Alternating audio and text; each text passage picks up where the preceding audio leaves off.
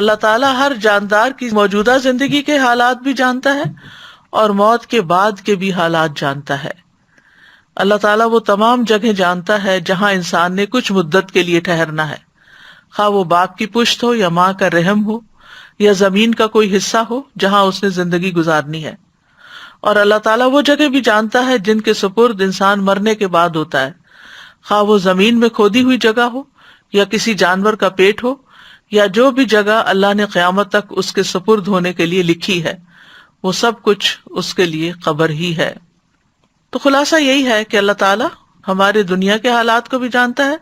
اور موت کے بعد کے حالات کو بھی۔ اللہ کا علم کامل ہے، وہ بحر و بر کی ایک ایک چیز کا علم رکھنے والا ہے۔ سورۃ الانعام میں فرمایا وَعِندَهُ مَفَاتِحُ الْغَيْبِ لَا يَعْلَمُهَا إِلَّا هُوَ وَيَعْلَمُ مَا فِي الْبَرِّ وَالْبَحْرِ وَمَا تَسْقُطُ مِنْ وَرَقَةٍ إِلَّا يَعْلَمُهَا وَلَا حَبَّةٍ فِي ظُلُمَاتِ الْأَرْضِ وَلَا رَطْبٍ وَلَا يَابِسٍ إِلَّا فِي كِتَابٍ مُبِينٍ، اور اسی کے پاس غیب کی چابیاں ہیں، انہیں اس کے سوا کوئی نہیں جانتا، اور وہ جانتا ہے جو کچھ خشکی اور سمندر میں ہے، اور کوئی پتا نہیں گرتا مگر وہ اسے جانتا ہے، اور زمین کے اندھیروں میں کوئی دانہ نہیں اور نہ کوئی تر چیز ہے نہ خشک مگر وہ ایک واضح کتاب میں ہے۔ کوئی چیز جو ذرے برابر بھی ہو اس کے علم سے باہر نہیں۔ سورۃ یونس میں آتا ہے وَمَا يَعْزُبُ عَنْ رَبِّكَ مِن مِّثْقَالِ ذَرَّةٍ فِي الْأَرْضِ وَلَا فِي السَّمَاءِ وَلَا أَصْغَرَ مِن ذَلِكَ وَلَا أَكْبَرَ إِلَّا فِي كِتَابٍ مُّبِينٍ،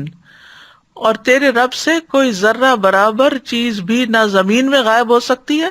اور نہ آسمان میں، اور نہ اس سے کوئی چھوٹی چیز یعنی ذرے سے چھوٹی چیز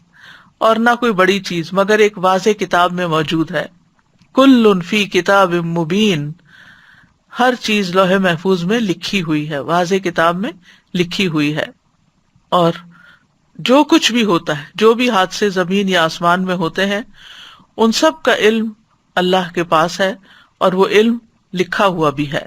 یعنی اس نے ہر چیز کی تقدیر لکھ دی ہے، ہر چیز پر اس کی مشیت نافذ ہے،